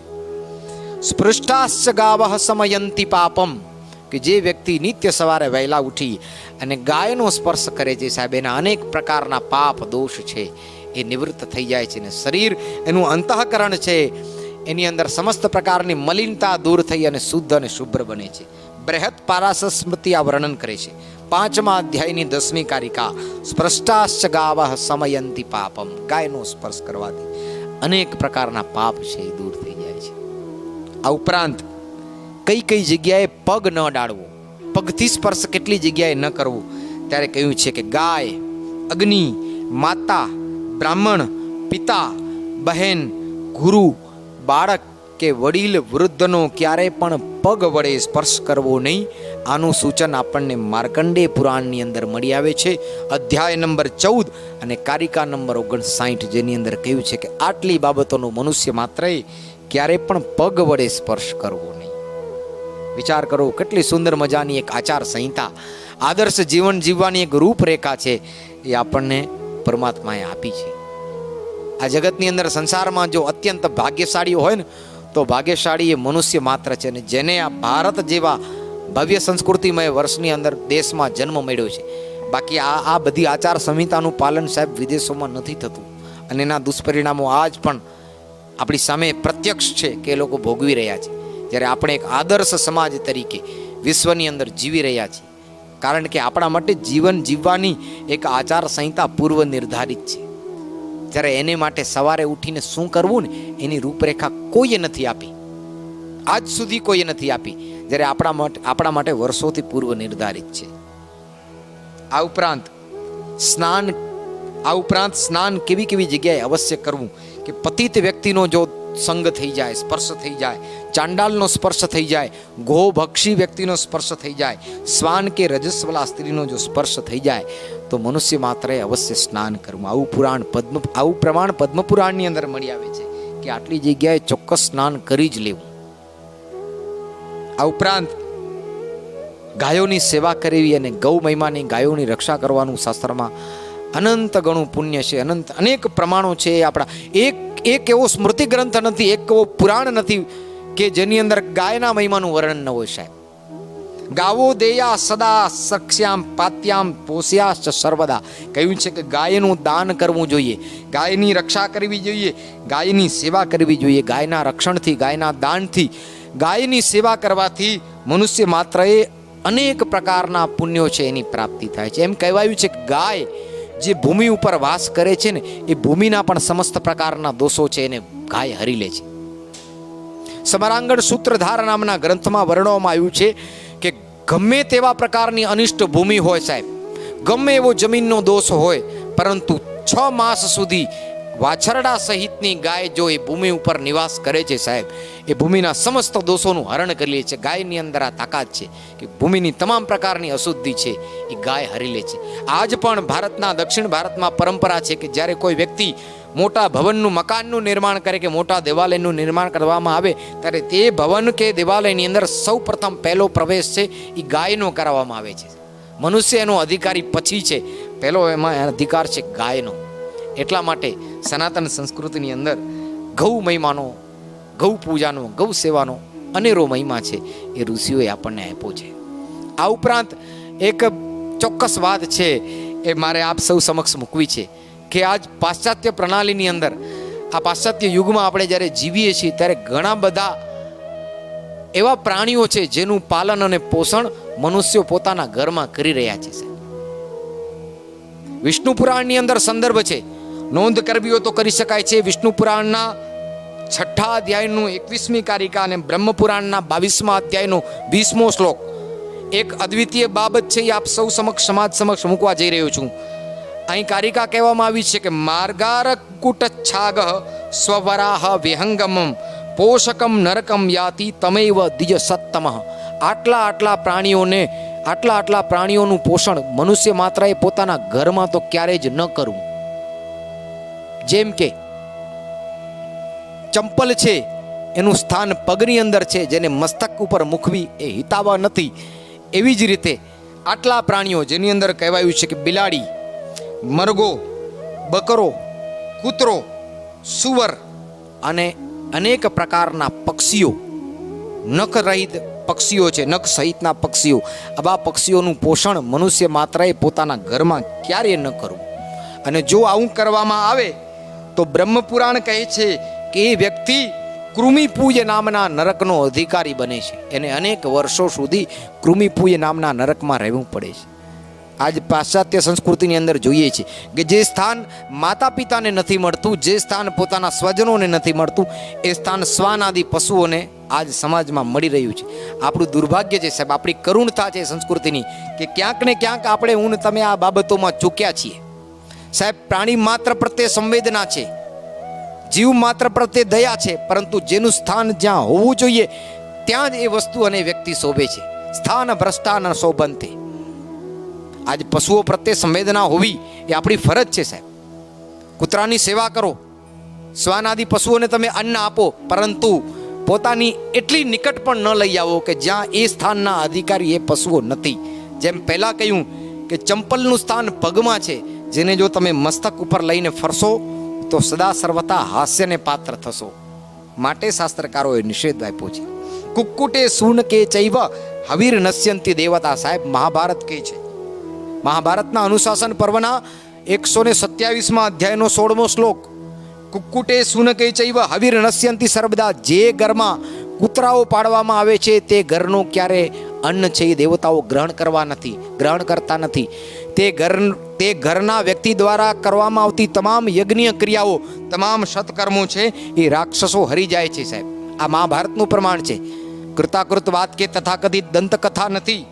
મહાભારતનું અનુશાસન પર્વ 127મો અધ્યાય અને 16મો શ્લોક, કુક્કુટે સૂનકે ચૈવ હવિર નશ્યંતિ દેવતા. માટે ગૃહસ્થીઓએ આ બધી બાબતોનું ધ્યાન રાખી અને એક આદર્શ જીવન જીવવું જોઈએ. આ જીવનની આચાર સંહિતા છે. આ ઉપરાંત કહ્યું છે ઘણી બધી બાબતો છે, મુખ્ય બાબતોનો જ વિમર્શ છે એ સમય અવધિને ધ્યાનમાં રાખીને આપ સમક્ષ મૂકવામાં આવે છે. અન્યાયોપાજિતમ દ્રવ્યમ 10 વર્ષાણિ તિષ્ઠતિ. જે વ્યક્તિ અન્યાય દ્વારા, અનીતિ દ્વારા કોઈનું ધન લઈ લે છે ને સાહેબ, એના માટે આ કારિકા છે કે એ વ્યક્તિ માત્ર 10 વર્ષ સુધી જ એ અન્નને કે ધનને ભોગવી શકે છે. પ્રાપ્તે ચૈકાદશે વર્ષે સમુલંબી વિનશ્યતિ. 11મા વર્ષે એ અનીતિનું ધન તો પાછું જાય છે, પણ સાથે સાથે એનું પોતાનું નીતિનું ભોગવેલું હોય છે એ ધન પણ જતું રહે છે. આ શાસ્ત્રીય કારિકા. દાનનો પણ વિશેષ મહિમા શાસ્ત્રકારોએ બતાવ્યો છે કે દાન જ્યારે આપનાર વ્યક્તિ હોય છે ને ત્યારે દાન કઈ દિશામાં મુખ રાખીને દાન આપવું, કે આપનાર વ્યક્તિનું મુખ પૂર્વ દિશા તરફ હોવું જોઈએ અને લેનાર વ્યક્તિનું મુખ ઉત્તર દિશા તરફ હોવું જોઈએ. આવી રીતે દાન આપવાનું અને ગ્રહણ કરનારની પણ દિશા બતાવે. આમ કરવાથી બંનેના આયુષ્યની અંદર વૃદ્ધિ થાય છે. આપનાર અને દેનાર બંનેનું આયુષ્ય છે એ વધે છે. આ ઉપરાંત કહ્યું છે કે અભિવાદનશીલસ્ય નિત્યમ વૃદ્ધોપસેવિન ચત્વાર તસ્ય વર્ધન્તે આયુર કીર્તિ યશોબલમ.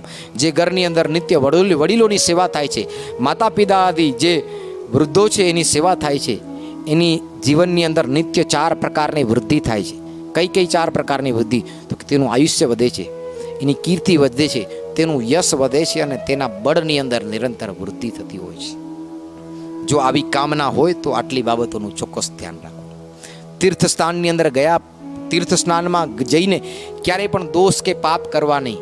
શાસ્ત્રમાં કહ્યું છે કે અન્ય ક્ષેત્રે કૃતમ પાપમ તીર્થ ક્ષેત્રે વિનશ્યતિ. તીર્થ ક્ષેત્રે કૃતમ પાપમ વજ્રલેપો ભવિષ્યતિ. અન્ય જગ્યાએ પાપ થયા હશે તો તીર્થમાં ધોવાઈ જશે, પણ તીર્થમાં જે પાપ થશે સાહેબ એ વજ્રલેપ સમાન થાય. જીવનમાં ક્યારેય એ પાપ છે એ દોષોને ધોઈ શકાતા નથી. માટે જ્યારે તીર્થમાં જવાનું થાય ત્યારે તીર્થના દેવતાઓનું, તીર્થની ઉર્જાનું સન્માન કરવું, તેનો સત્કાર કરવો. ને આજ મેં એક આદર્શ વક્તાના શ્રી મુખેથી સાંભળેલું વાક્ય મને યાદ આવે કે આજ જો તીર્થોની વાત કરીએ તો દરેક તીર્થની એક કથા છે સાહેબ. દરેક તીર્થ પાસે એક વિશેષ કથા સંકળાયેલી છે અને સાથે સાથે દરેક તીર્થની એક વ્યથા પણ છે. માટે તીર્થની વ્યથા ન બની અને એ કથાનો વિસ્તાર થાય એમાં સહયોગી બનીએ. આ ઉપરાંત અન્ય એક બાબત યાદ આવે, અપૂજ્યા યત્ર પૂજ્યંતે પૂજનીયો ન પૂજ્યતે ત્રીણી તત્ર પ્રવર્તન્તે દુર્ભિક્ષમ મરણમ ભયમ. આજ સંસારની અંદર જે પૂજનીય છે એની ક્યારે પૂજા થતી નથી. અપૂજ્યા યત્ર પૂજ્યંતે, અને જે અપૂજ્યા યોગ્ય નથી તેની નિરંતર પૂજા થતી હોય છે. અનેક આડંબરકારીઓની પૂજા આજ સમાજમાં સ્થાન છે એ વિશેષ મળતું હોય છે.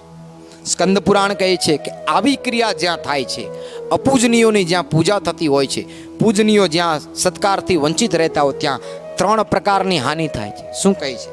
કે ત્યાં દુર્ભિક્ષ થાય છે, ત્યાં મરણ થતું રહે છે અને ત્યાં નિરંતર ભયની વૃદ્ધિ થતી હોય છે.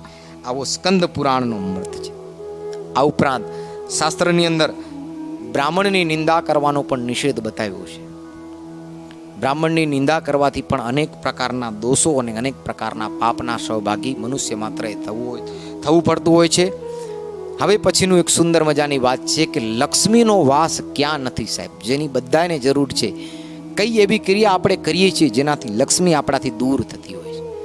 ત્યારે ગરુડ પુરાણની અંદર આ સંદર્ભ આપણે ગરુડ પુરાણની આચાર સંહિતા જેનો અધ્યાય નંબર 114 અને શ્લોક નંબર 35 જેમાં કહે છે, કુચૈલિનમ દંતમલોપધારિણમ બહવાસિનમ નિષ્ઠુર વાક્ય ભાષિણમ સૂર્યોદયે યસ્તમયે પિસાયિનમ વિમુંચતિ શ્રીરપી ચક્રપાણિનમ.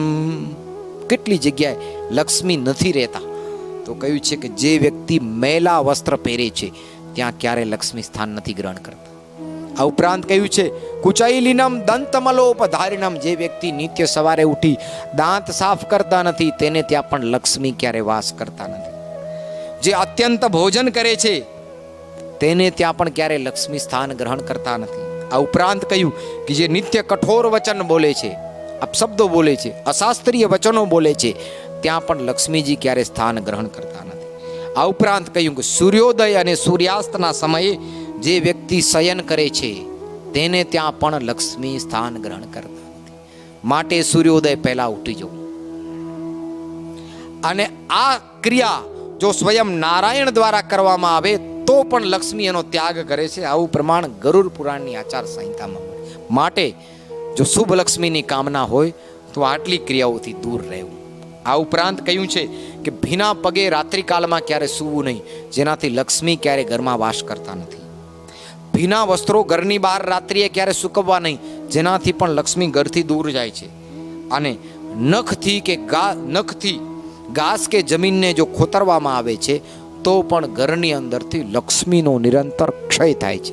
આવું શાસ્ત્રીય પ્રમાણ મળ્યું છે.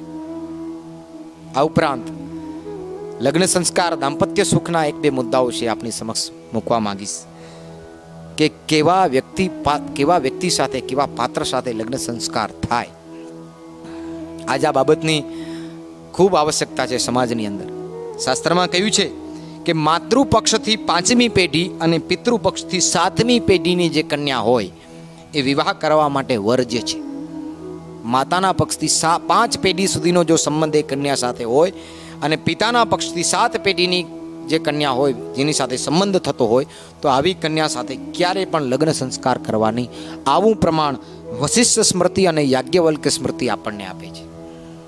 આ ઉપરાંત લગ્નના અનેક પ્રકારો છે. 8 પ્રકાર છે શાસ્ત્રમાં બતાવ્યા છે. કયા કયા 8 પ્રકાર? તો કે બ્રહ્મ વિવાહ, દૈવ વિવાહ, આર્ષ વિવાહ, પ્રાજાપત્ય વિવાહ, ગંધર્વ વિવાહ, અસુર વિવાહ, રાક્ષસ વિવાહ અને પૈશાચ વિવાહ. દરેક વિવાહો ઉપર પણ શાસ્ત્રકારો ઋષિઓ આપણે વિસ્તારપૂર્વકનું વર્ણન છે એ આપ્યું છે. માટે આપણે નક્કી કરવું જોઈએ કે આપણે આમાંથી કઈ કારિકામાં આવવું છે. આ ઉપરાંત બીજી એક બાબત આપ સૌ સમક્ષ મૂકવા માટે મને યોગ્ય લાગી એટલે મૂકું છું કે કોઈ પણ ગૃહસ્થીના ઘરમાં જ્યારે એક માંગલિક કર્મ થયું હોય તો 6 માસ સુધી બીજું માંગલિક કર્મ ક્યારે કરવું નહીં. જો એક ઘરની અંદર એક લગ્ન સંસ્કાર થયા તો 6 માસ પર્યંત બીજું શાસ્ત્રીય માંગલિક કર્મ કરવાનો નિષેધ નારદ પુરાણના 56મા અધ્યાયનો 515મી કારિકા 515મો શ્લોક કે એક ઘરની અંદર 6 માસ સુધી બીજું માંગલિક કર્મ કરવું વર્જ્ય છે. ઉદાહરણ સ્વરૂપે એક ઘરની અંદર લગ્ન સંસ્કાર થયા તો 6 માસ પછી કદાચ કોઈને એવી ઈચ્છા હોય કે મારે બીજી કન્યાના કે દીકરીના લગ્ન કરવા તો વર્જ્ય છે. આ ઉપરાંત 6 માસ પછી તેને તે જ સ્થાન ઉપર વાસ્તુ શાંતિ કર્મ કરવું છે માંગલિક કર્મ તો તે વર્જ્ય બતાવાયું છે. માટે 2 માંગલિક કર્મો વચ્ચે 6 માસનો શેષ છે, અવકાશ છે, અવશ્ય રાખવું. એ પછી સ્ત્રી ધર્મ વિશે કેટલીક વાતો છે એ મૂકવા માંગીશ કે સ્ત્રીઓ માટે સૌથી પહેલા જો ગુરુ હોય તો એના પતિ છે. સ્ત્રી માટે સૌથી પહેલા ગુરુ છે. રામચરિત માનસની અંદર ગોસ્વામીજીએ કહ્યું છે કરહી સદા શંકર પદ પૂજા, નારી ધર્મપતિ દેવ ન દૂજા. સ્ત્રી માટે પોતાના પતિ સિવાય અન્ય કોઈ પણ વ્યક્તિને ગુરુ કરવો સદા સર્વથા નિષેધ બતાવ્યો છે. માટે સ્ત્રીઓએ પતિની સાથે ધર્મપરાયણ રહી અને સૌથી પહેલા પ્રથમ ગુરુ તરીકે સંન્યાસીઓ માટે પણ કેટલાક વિશેષ ધર્મો છે એ શાસ્ત્રકારોએ બતાવ્યા છે કે સંન્યાસીએ સાંસારિક ભોગોનો ત્યાગ કરવો. આ વાત એમના માટે છે કે જેમણે સંન્યાસ ધારણ કરી અને જેઓ સાંસારિક ભોગોને ભોગવી રહ્યા છે. મહાભારત છે, આચાર પર્વ છે, અનુશાસન પર્વ છે એ આ સંન્યાસીઓ બાબતે આ બાબતનો નિષેધ કરે છે કે સંન્યાસીઓ છે એ સાંસારિક ભોગોના ક્યારે અધિકારી રહેતા નથી. માટે સંન્યાસીઓએ સાંસારિક ભોગોનો ત્યાગ કરી અને સંન્યસ્ત ધર્મના જે નિયમો છે એનું નિરંતર પાલન કરવું. આ ઉપરાંત ગુરુ અને શિષ્યના સંબંધો કેવા હોવા જોઈએ. આજ સમાજની અંદર એક પ્રથા, એક પ્રણાલી ચાલી છે. જેમ વરસાદની અંદર બિલાડીના ટોપ ફૂટી નીકળે એમ સમાજમાં અનેક ગુરુઓ આજ ઉગતા જોવા મળે છે. ગુરુનું ચયન પણ યોગ્ય રીતે કરવું. સમર્થ વ્યક્તિને ગુરુ બનાવવો, આવું શાસ્ત્રમાં કહ્યું છે. અને ગુરુએ પણ યોગ્ય અધિકારીને શિષ્ય નીમવો, આવું વર્ણન પણ શાસ્ત્રમાં આપણને મળે છે. અનધિકારીને જો ગુરુ દ્વારા શિષ્ય બનાવી દેવામાં આવે તો એ શિષ્યના પાપના ભાગીદાર ગુરુએ થવું પડે છે. માટે ગુરુએ પણ યોગ્ય વ્યક્તિને શિષ્યત્વનું પદ આપવું અને શિષ્યએ પણ યોગ્ય ગુણો જોઈ અને ગુરુ પદના અધિકારીને નીમવું. ગુરુએ શિષ્યનું નિત્ય પુત્રવત પાલન કરવું, રક્ષણ કરવું અને એને વિવિધ પ્રકારની વિદ્યાઓથી એને પોષિત કરવું, આવો શાસ્ત્રની અંદર મત આવ્યું છે. આ ઉપરાંત દરેક ગૃહસ્થીઓના ઘરમાં નિત્ય પૂજા છે દરરોજ થતી હોય છે. તો નિત્ય પૂજાની અંદર કેટલી મૂર્તિઓ, કેટલા દેવોનું સ્થાન છે એ હોવું જોઈએ અને શું ન હોવું જોઈએ, આનો વિમર્શ પણ શાસ્ત્રની અંદર આપણને મળે છે. દરેક ઘરના પૂજા ગૃહની અંદર 2 શિવલિંગ છે એનું સ્થાન ન હોવું જોઈએ. ગણેશજીની 3 પ્રતિમાઓ છે, ક્યારે નિત્ય પૂજામાં ન રાખી શકાય. 2 શંખનું સ્થાન છે, ક્યારે ગ્રહસ્થીના ઘરમાં નિત્ય પૂજામાં ન હોવું જોઈએ. ભગવાન સૂર્યની 2 પ્રતિમા રાખવાનો નિષેધ બતાવ્યો છે. દેવીની 3 પ્રતિમા છે, નિત્ય પૂજામાં ન રહેવી જોઈએ. 2 ગોમતી ચક્ર અને 2 શાલિગ્રામનું એક સાથે નિત્ય પૂજામાં ક્યારે પણ પૂજન ન કરવું જોઈએ, આવો શાસ્ત્રકારોનું મત આપણને જોવા મળે છે. નિત્ય પૂજાની જે મૂર્તિ હોય છે એ 1 વેંતથી મોટી ન હોવી જોઈએ. અંગુષ્ઠ પર્વતી વિતસ્થી માત્રનું પ્રમાણ છે શાસ્ત્રમાં જોવા મળે છે. તો આ બાબતનું પણ ગૃહસ્થીઓએ ધ્યાન રાખવું. ઘરની અંદર જ્યારે દેવતાઓ સમક્ષ દીવો પ્રજ્વલિત કરીએ ત્યારે એ દીવો પણ ઘીનો દીવો દેવતાઓની જમણી બાજુએ મૂકવો અને તેલનો દીવો છે એ દેવતાઓની ડાબી બાજુએ મૂકવો. વિચાર કરો કેટલી બાબતોનું ધ્યાન છે એ ઋષિઓએ આપણા માટે મૂક્યું છે. રાત્રે જ્યારે શયન કરીએ ત્યારે શયન પણ કઈ દિશામાં કરવું, ત્યારે ઋષિઓ કહ્યું છે અંતિમ ચરણમાં આપણે જઈ રહ્યા છીએ શયન તરફ. સવારથી ઉઠી અને રાત સુધીની દૈનિક ક્રિયાઓ છે એ ઋષિઓએ આચાર સંહિતાના માધ્યમથી આપણી સમક્ષ મૂકી છે. રાત્રે સૂવું કઈ દિશાએ, તો આમાં પ્રમાણ મળે છે પ્રાક્ષિરઃ શયને વિદ્યા. પૂર્વ દિશા તરફ જો મસ્તક રાખીને સૂવામાં આવે છે તો વિદ્યા અને જ્ઞાન તંતુઓ જે છે એ પ્રવૃદ્ધ બને છે, વિદ્યા તત્વની પ્રાપ્તિ થાય છે. દક્ષિણે ધનલાભશ્ચ, દક્ષિણ દિશા તરફ મુખ રાખીને મસ્તક રાખીને સૂવામાં આવે તો ધનની વૃદ્ધિ થાય છે. પશ્ચિમે પ્રબલા ચિંતા, પશ્ચિમ દિશા તરફ જો મુખ રાખી મસ્તક રાખી અને સૂવામાં આવે તો પ્રબલ ચિંતાઓની વૃદ્ધિ થાય છે. અને ઉત્તરે આયુ હાનિ છે, ઉત્તર દિશા તરફ જો મુખ રાખીને સૂવામાં આવે તો વ્યક્તિના આયુષ્યની હાનિ થાય છે. આપણે સૌ જાણીએ છીએ કે મરણાસન્ન વ્યક્તિ હોય એને જ માત્ર ઉત્તર દિશામાં એનું મસ્તક છે એ મૂકવામાં આવે છે. માટે ઉત્તર દિશામાં મસ્તક રાખી અને સૂવાનો શાસ્ત્રકારોએ નિષેધ બતાવ્યો છે. આમ સવારના પ્રાતઃકાલીન ઉત્થાનથી લઈ એક બાબતોનું ધ્યાન રાખી આપણા આર્ષદ્રષ્ટા, આપણા ઋષિઓએ આપણા માટે એક સુદૃઢ આચાર સંહિતાનું નિયમન કર્યું છે. અને મનુષ્ય માત્રએ જો આદર્શ જીવન જીવવું છે, જો શાસ્ત્રસંમત જીવન જીવવું છે, જો સર્વ પ્રકારના સાંસારિક સુખોને ભોગવી અને પરમાત્માના દિવ્ય સાનિધ્યને પ્રાપ્ત કરવું છે તો આચાર સંહિતા આપણા માટે છે સાહેબ. આપણે જ ક્યાંક ને ક્યાંક આ નિયમોથી, આ આચાર સંહિતાથી, આ સદાચારથી વિમર્શ થયા છીએ. અને આચાર સંહિતાને, આ સદાચારને તો સાક્ષાત મનુ મહારાજે ધર્મનું લક્ષણ કહ્યું છે. શ્રુતિ સ્મૃતિ સદાચાર સ્વસ્ય ચ પ્રિયમાત્મન એતત ચતુર્વિધમ પ્રાહુ સાક્ષાત ધર્મસ્ય લક્ષણમ. અને આચારને ધર્મનું એક લક્ષણ આપ્યું છે. અને એ સદાચારની સંહિતાથી જો હું ને તમે વિમર્શ થઈશું તો ચોક્કસપણે આવનાર સમય છે મારાના તમારા માટે અનેક પ્રકારના દુઃખો, અનેક પ્રકારના પડકારોને લઈને ઊભો છે.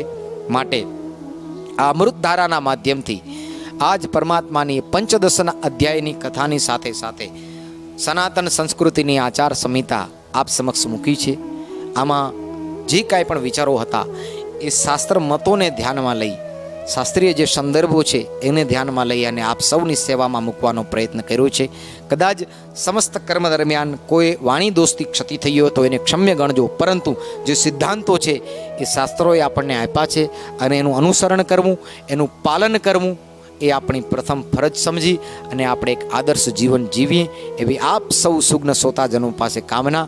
પરમાત્માના દિવ્ય ચરણોમાં વંદન. ફરી આ સમસ્ત કર્મનું આયોજન છે જે આયોજકો દ્વારા થયું છે, જે મીડિયાના માધ્યમ દ્વારા આપ નિહાળી રહ્યા છો, એ સમસ્ત આયોજનોને, આ મીડિયાના કચ્છ ઉદયના પ્લેટફોર્મને અનેકાનેક વંદન, અનેકાનેક શુભકામનાઓ સહ હું અભિવાદન કરીશ કે જેમના માધ્યમથી આજ સમગ્ર કચ્છ સહિત સમગ્ર ભારત વર્ષ છે, આ અમૃત ધારા છે એની અંદર એના ભક્તિરસની અંદર અવગાહન કરી રહ્યું છે. એનો શ્રેય આ આયોજકોને, આ મીડિયાને જઈ રહ્યો છે. અંતમાં પરમાત્માને એ જ પ્રાર્થના કરીશ કે આ સમગ્ર આયોજનની અંદર જેણે તન, મન અને ધનથી સહયોગ આપ્યો છે અને સફળ અને સાર્થક બનવામાં જે સહયોગી થયા છે, પરમાત્મા તેમના ઉપર પોતાની અસીમ અવિરત કૃપા વરસાવે અને નિત્ય નિરંતર આવા ભગવદીય સત્કર્મ કરવાની પ્રેરણા છે પ્રભુ એમને આપતા રહે, એવી શુભકામના અને એવી આશા સહિત આજનું પુષ્પ છે ભગવાનના શ્રી ચરણોમાં વિરમી મારી વાણીને વિરામ આપું છું. શ્રી કૃષ્ણાર્પણમસ્તુ. કૃષ્ણ કનૈયા લાલ કી જય.